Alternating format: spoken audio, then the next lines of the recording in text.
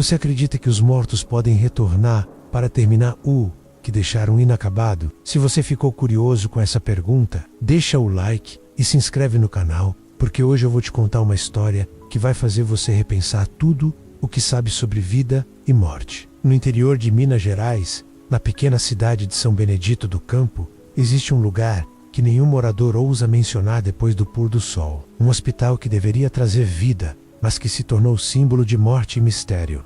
Uma construção de 3 andares, com paredes descascadas e janelas quebradas, que guarda segredos tão sombrios que até os mais corajosos tremem só de pensar em se aproximar. O Hospital São Francisco era orgulho da cidade nos anos 80, moderno para os padrões da época, com equipamentos importados e uma equipe médica renomada, atendia pacientes de toda a região.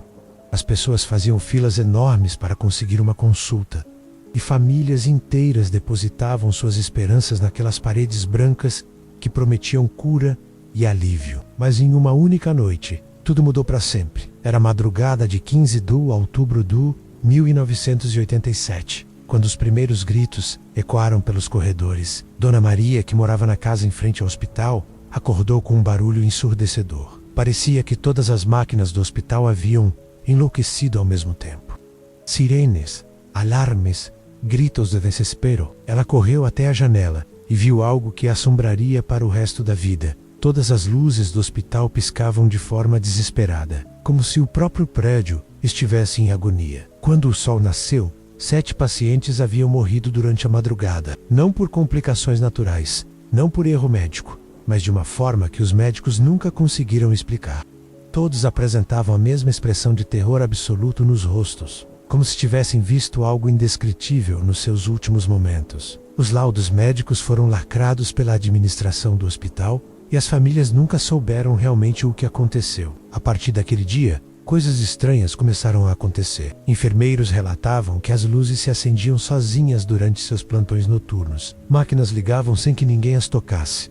Pacientes acordavam gritando, dizendo que viam vultos caminhando pelos corredores. Os médicos começaram a pedir transferência, alegando que não conseguiam mais trabalhar naquele ambiente. Dr. Fernando, o diretor clínico na época, tentou manter tudo funcionando normalmente, mas até ele, homem de ciência e cético por natureza, começou a questionar sua própria sanidade quando presenciou uma das situações mais inexplicáveis de sua carreira. Era uma terça-feira, por volta das 3 da manhã, quando ele decidiu fazer uma última ronda antes de ir para casa. Ao passar pelo corredor do 2º andar, viu uma enfermeira caminhando em direção ao quarto 204. Ele a chamou, mas ela não respondeu. Quando se aproximou, percebeu que não reconhecia aquela mulher. O uniforme era diferente, mais antigo. Ao tocar em seu ombro para chamá-la a atenção, sua mão atravessou o corpo da enfermeira como se ela fosse feita de fumaça. A notícia se espalhou pela cidade como fogo na palha seca. Em questão de semanas, pacientes cancelavam suas consultas, funcionários pediam demissão e o movimento do hospital despencou drasticamente. A situação ficou insustentável quando 3 enfermeiros foram encontrados desmaiados na sala de cirurgia principal. Todos com a mesma história. Haviam visto um médico operando um paciente invisível, usando instrumentos que se moviam sozinhos no ar. Foi então que a administração municipal tomou a decisão mais controversa da história da cidade: fechar o Hospital São Francisco definitivamente. Em dezembro de 1987, menos de 2 meses após a primeira noite de terror, as portas se fecharam para sempre. Os equipamentos foram deixados para trás, os prontuários abandonados, as macas permanecem nos mesmos lugares, como se todos tivessem simplesmente fugido de algo inominável. Mas fechar as portas não foi suficiente para acabar com os mistérios.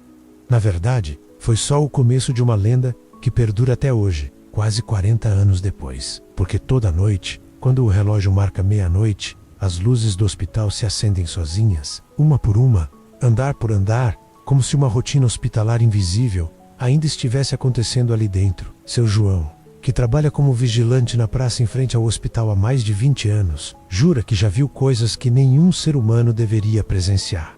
Segundo ele, não são apenas as luzes que se acendem, são sombras que se movimentam pelas janelas, silhuetas que parecem médicos e enfermeiros ainda cumprindo seus plantões eternos. Ele conta que já viu macas sendo empurradas pelos corredores, sempre na mesma direção, sempre no mesmo horário. A população se dividiu em dois grupos ao longo dos anos. Os Mas e Válios, que viveram a época do hospital, tratam o assunto com respeito quase religioso. Para eles, aquele lugar é sagrado e amaldiçoado ao mesmo tempo. Um portal entre o mundo dos vivos e dos mortos, onde almas perdidas ainda tentam terminar sua missão de salvar vidas. Eles fazem o sinal da cruz toda vez que passam em frente ao prédio. Sussurram orações e jamais falam sobre o hospital em voz alta depois do anoitecer. Já os mais jovens, nascidos décadas depois do fechamento, veem a história toda como uma lenda urbana exagerada. Para eles, são apenas histórias inventadas para assustar crianças desobedientes. Luzes que se acendem sozinhas podem ser explicadas por problemas elétricos. Sombras nas janelas são apenas reflexos da iluminação pública. Sons estranhos vêm de animais que fizeram do prédio abandonado seu lar. Essa divisão de opiniões criou uma tensão constante na cidade. Em bares e padarias, discussões acaloradas acontecem entre os que acreditam e os céticos. Os mais velhos advertem que a descrença pode ser perigosa, que certas coisas não devem ser desafiadas. Ou os Giovans Rim dizem que é superstição de gente ignorante, que no século XXI não tem espaço para esse tipo de pensamento. Foi exatamente essa tensão que levou 3 amigos a tomar a decisão mais imprudente de suas vidas. Rafael, um estudante de jornalismo de 22 anos, vinha planejando há meses fazer um documentário sobre lendas urbanas da região. Ele via na história do hospital uma oportunidade perfeita para desmistificar o que considerava apenas folclore local. Com ele estavam Marina, sua namorada, formada em psicologia e igualmente cética, e Tiago, amigo de infância e aspirante a fotógrafo, sempre em busca da foto perfeita. O plano era simples: entrar no hospital durante a madrugada, gravar tudo com equipamentos profissionais e provar de uma vez por todas que não havia nada sobrenatural acontecendo ali. Eles pesquisaram por semanas, estudaram a planta do prédio, conseguiram informações sobre as antigas rotinas médicas e se prepararam para desmascarar o que consideravam a maior farsa da cidade. Na noite de 15 de outubro de 2023, exatos 36 anos após a primeira noite de terror, os 3 se encontraram na praça, em frente ao hospital. Rafael carregava uma câmera profissional e equipamentos de áudio. Marina levava um gravador digital e um medidor de campos eletromagnéticos que havia emprestado da universidade. Tiago estava equipado com câmeras fotográficas de alta resolução e lanternas potentes. O hospital se erguia diante deles como uma montanha de concreto e mistério. 3 andares de janelas escuras, paredes manchadas pela umidade e pelo tempo. Uma construção que um dia foi símbolo de esperança e agora parecia uma cicatriz na paisagem da cidade. A lua cheia iluminava as fachadas, criando sombras que dançavam conforme as nuvens passavam pelo céu. Às 11h30 da noite, eles forçaram a entrada pelos fundos do prédio. A porta de metal estava enferrujada, mas cedeu com algum esforço. O primeiro cheiro que os atingiu foi de mofo e umidade, misturado com algo indefinível que parecia remédio vencido. O silêncio era absoluto, quebrado apenas pelo eco de seus próprios passos. O térreo do hospital estava exatamente como havia sido deixado décadas atrás. Cadeiras de espera enfileiradas na recepção. Balcão de atendimento coberto por uma camada espessa de poeira. Quadros pendurados nas paredes com mensagens motivacionais que agora soavam irônicos. Rafael ligou a câmera e começou a gravar, narrando tudo em voz baixa para não quebrar a atmosfera do local. Eles caminharam pelos corredores do térreo, documentando cada detalhe. Consultórios com portas abertas revelando macas cobertas por lençóis amarelados pelo tempo, armários de remédios com vidros quebrados e frascos espalhados pelo chão. Uma sala de raio-x, onde os equipamentos permaneciam no lugar, como se os técnicos tivessem saído apenas para um café e nunca mais voltado. Marina fazia anotações constantes em seu caderno, registrando temperaturas, umidade e readings do medidor eletromagnético. Todos os números estavam normais. Não havia nada que sugerisse atividade paranormal. Tiago fotografava tudo, focando em ângulos que mostravam o abandono e a deterioração natural de um prédio fechado há décadas. Foi quando subiram para o 2º andar que as coisas começaram a ficar estranhas. O corredor principal era mais longo que o do térreo, com quartos de pacientes de ambos os lados. As portas estavam todas fechadas, criando um efeito visual de túnel infinito que se perdia na escuridão. Rafael apontou a câmera para o final do corredor e começou a caminhar, narrando sobre a arquitetura do lugar e as histórias que havia coletado. Foi então que aconteceu. Uma lâmpada fluorescente, no meio do corredor, deu um estalo e começou a piscar. Não uma luz constante, mas piscadas irregulares, como se estivesse tentando se manter acesa contra alguma força que a puxava para a escuridão. Os três pararam imediatamente. Rafael manteve a câmera ligada, mas sua voz começou a tremer levemente. Marina correu até a lâmpada com seu medidor. Os números dispararam. Campos eletromagnéticos intensos estavam sendo registrados exatamente naquele ponto. Mas não havia explicação lógica. O hospital estava sem energia há décadas. Não havia como uma lâmpada acender sem eletricidade. Tiago fotografou o fenômeno de todos os ângulos possíveis, tentando encontrar alguma fonte externa de luz que pudesse explicar o que estavam vendo. A lâmpada parou de piscar tão repentinamente quanto havia começado. O corredor voltou à escuridão total. Os três se entreolharam, e pela primeira vez desde que entraram no hospital, um frio na barriga começou a incomodar. Mas eles eram jovens, céticos, e estavam ali exatamente para investigar esse tipo de fenômeno. Decidiram continuar. O segundo andar revelou quartos que pareciam ter sido abandonados no meio de tratamentos. Soros ainda pendurados em suportes, medicamentos espalhados pelas mesas de cabeceira, roupas de pacientes dobradas em cadeiras, como se seus donos fossem voltar a qualquer momento. Em um dos quartos, Rafael encontrou um diário deixado por uma enfermeira. As últimas anotações datavam de outubro de 1987, poucos dias antes do fechamento. Marina leu as anotações em voz alta, enquanto Rafael filmava. A enfermeira relatava eventos estranhos, pacientes que acordavam gritando sempre no mesmo horário, equipamentos que ligavam sozinhos, corredores que pareciam se esticar durante a madrugada. O mais perturbador era a última anotação. Eles estão vindo buscar quem ficou. Não consigo mais distinguir entre vivos e mortos. Preciso sair daqui antes que seja tarde demais. Tiago, que até então havia se mantido focado em seu trabalho fotográfico, começou a sentir um desconforto crescente. Suas câmeras estavam captando coisas que seus olhos não viam. Orbes de luz em corredores vazios, sombras que se movimentavam independente de qualquer fonte luminosa, reflexos em vidros quebrados que mostravam figuras humanas onde não havia ninguém. Mas foi no terceiro andar que a verdadeira natureza do hospital se revelou. A escadaria que levava ao último piso era diferente das outras, meio estreita, com corrimãos de ferro que estavam gelados ao toque, apesar da temperatura morna da noite. As paredes eram mais escuras, como se a própria luz tivesse medo de iluminar aquele espaço. O terceiro andar era onde ficavam as salas de cirurgia. 5 salas operatórias que um dia salvaram centenas de vidas, mas que agora pareciam altares de algo sinistro e incompreensível. A primeira sala que eles visitaram estava vazia, apenas com uma mesa cirúrgica no centro e equipamentos cobertos por lençóis empoeirados. A segunda era similar, mas com instrumentos cirúrgicos espalhados pelo chão, como se uma operação tivesse sido interrompida bruscamente. Foi na terceira sala que tudo mudou para sempre. Quando Rafael abriu a porta e apontou sua câmera para dentro, todas as luzes da sala se acenderam simultaneamente, não piscando, não gradualmente, mas todas ao mesmo tempo, criando uma claridade artificial e fria que contrastava brutalmente com a escuridão do resto do hospital.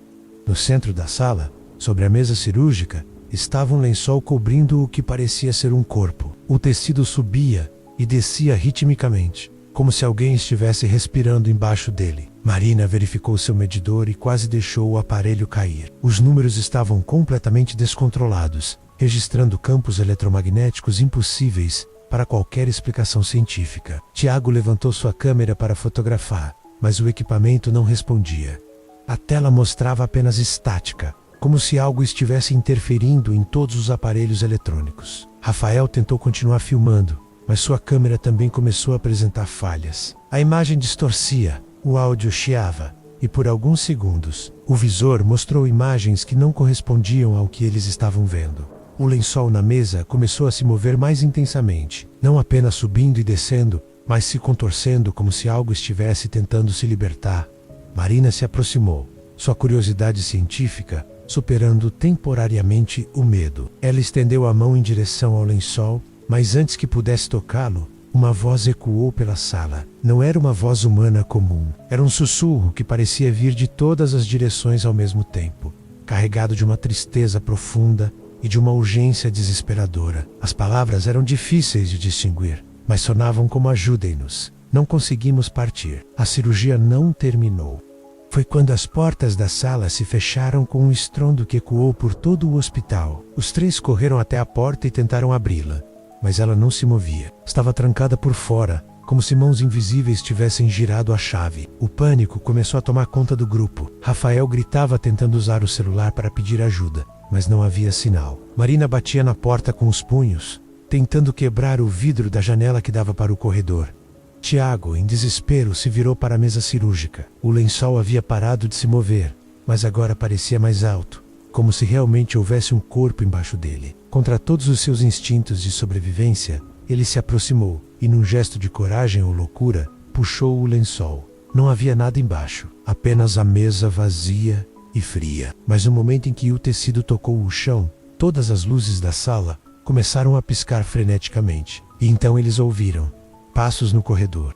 Não um ou dois passos, mas vários, como se uma multidão estivesse caminhando em direção à sala. Vozes sussurravam em tons urgentes, conversas sobrepostas sobre procedimentos médicos, pedidos de instrumentos cirúrgicos, relatos de sinais vitais. As luzes pararam de piscar e se estabilizaram numa luminosidade intensa e antinatural. Foi então que eles viram, através do vidro da porta, sombras caminhavam pelo corredor.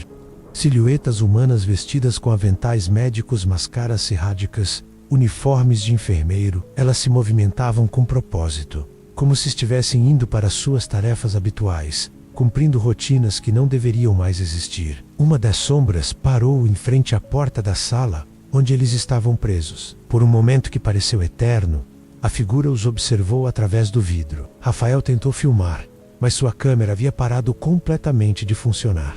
Marina segurava seu medidor como se fosse uma arma, os números no visor mudando tão rapidamente que era impossível lê-los. Tiago apenas observava, paralisado por uma mistura de terror e fascínio. A sombra levantou o que parecia ser uma mão e bateu 3 vezes no vidro. O som ecoou pela sala como batidas em um caixão. Então, lentamente, a figura se afastou, seguindo as outras sombras corredor abaixo.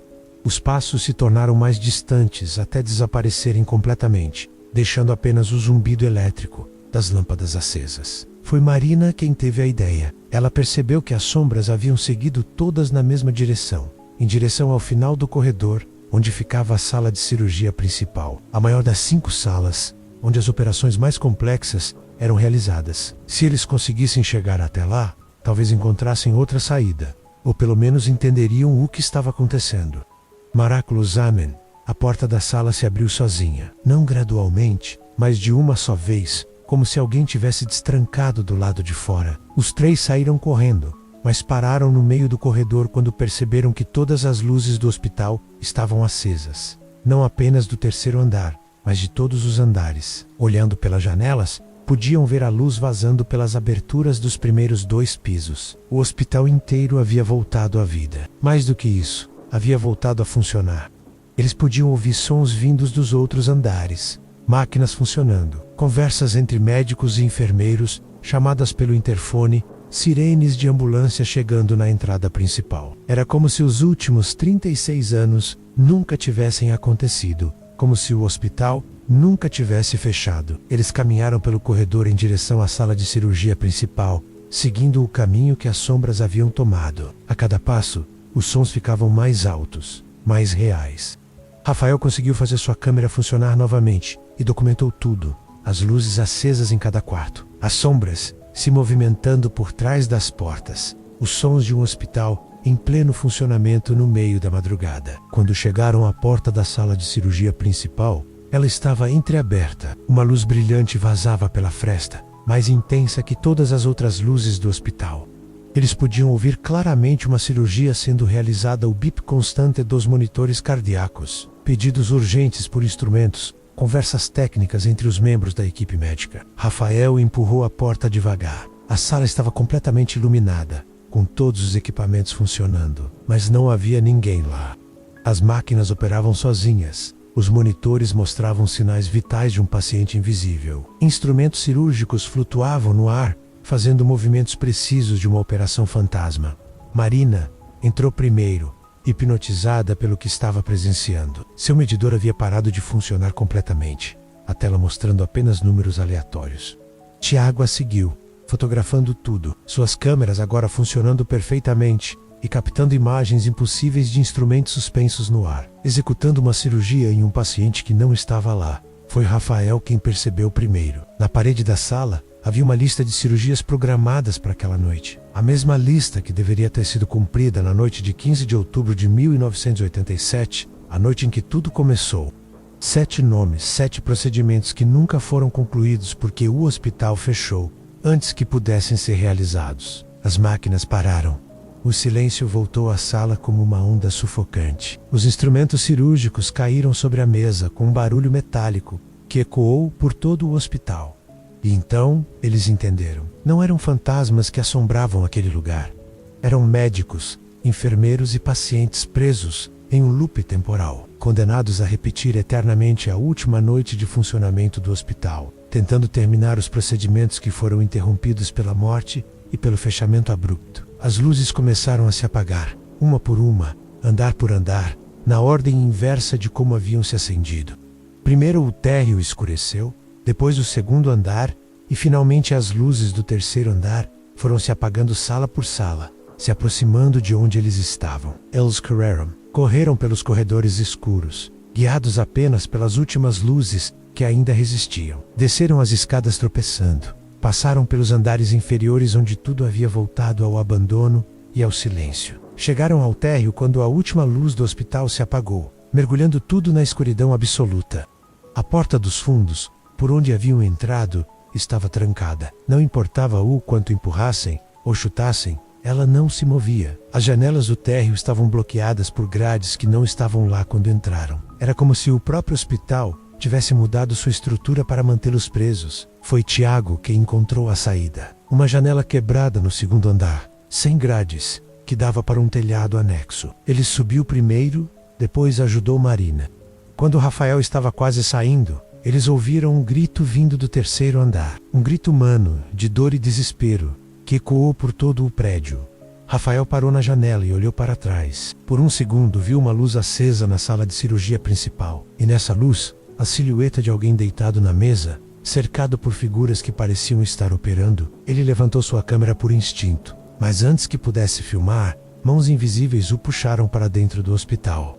Marina e Tiago gritaram seu nome, mas não houve resposta. Eles esperaram até o amanhecer na praça em frente ao hospital. Mas Rafael nunca saiu. Quando o sol nasceu, o hospital estava exatamente como sempre esteve, abandonado, silencioso, sem sinais de que alguém tivesse estado lá durante a noite. A polícia foi chamada. Uma busca completa foi realizada em todo o prédio. Não encontraram Rafael nem seus equipamentos, nem qualquer evidência de que 3 pessoas tivessem estado lá na noite anterior. As únicas pistas eram as fotografias na câmera de Tiago, que mostravam imagens impossíveis. Luzes acesas onde não havia eletricidade, sombras humanas onde não havia pessoas, instrumentos cirúrgicos flutuando no ar. Marina nunca mais falou sobre o que aconteceu naquela noite. Ela se mudou da cidade uma semana depois, cortou contato com todos os amigos e, segundo rumores, abandonou a psicologia para se dedicar a estudos sobre fenômenos paranormais. Tiago desenvolveu uma forma severa de ansiedade e nunca mais conseguiu entrar em um hospital, nem mesmo como visitante. As fotografias que ele tirou naquela noite foram analisadas por especialistas em várias universidades. Todas chegaram à mesma conclusão.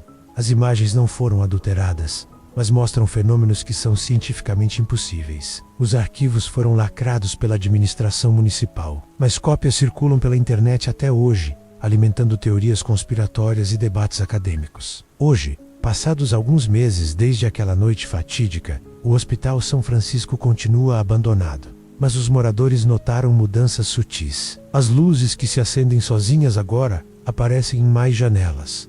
As sombras que se movimentam pelos corredores são mais numerosas. E toda noite, sempre às 3 da manhã, uma ambulância fantasma chega à entrada principal do hospital, trazendo pacientes que nunca podem ser salvos, conduzida por paramédicos que nunca podem descansar. Seu João, o vigilante da praça, jura que às vezes vê uma 8ª sombra nas janelas do 3º andar. Uma figura jovem, segurando o que parece ser uma câmera, filmando eternamente uma história que nunca poderá ser contada.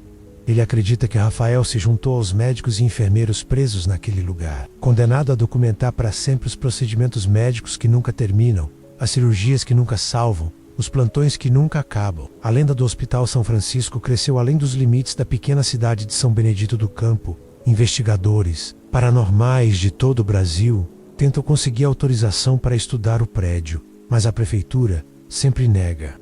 Dizem que é por segurança estrutural, que o prédio pode desabar a qualquer momento, mas os moradores sabem a verdade. Algumas portas não devem ser abertas, alguns segredos não devem ser revelados, e alguns mortos não devem ser perturbados, porque o Hospital São Francisco não é apenas um prédio abandonado, é um portal entre mundos, um lugar onde a linha entre vida e morte se tornou tão tênue que não existe mais. É um hospital onde os médicos nunca param de trabalhar, os pacientes nunca param de chegar, e as cirurgias nunca terminam. Um lugar onde o tempo parou em 15 de outubro de 1987, e onde aqueles que ousam entrar podem ficar presos para sempre em uma noite que nunca acaba. E se você está pensando em visitar São Benedito do Campo, em conhecer o famoso Hospital Assombrado, lembre-se do que aconteceu com Rafael, Marina e Tiago. Lembre-se de que algumas histórias são mais do que lendas urbanas. São avisos disfarçados de entretenimento, alertas embalados em narrativas assustadoras. Porque toda noite, quando o relógio marca meia-noite, as luzes do Hospital São Francisco se acendem sozinhas. E quem sabe quantas pessoas já entraram por aquelas portas, atraídas pela curiosidade ou pelo ceticismo, apenas para descobrir que certas verdades são mais aterrorizantes que qualquer ficção. Quantas sombras a mais estarão caminhando pelos corredores, na próxima vez que alguém olhar pelas janelas quebradas daquele lugar amaldiçoado?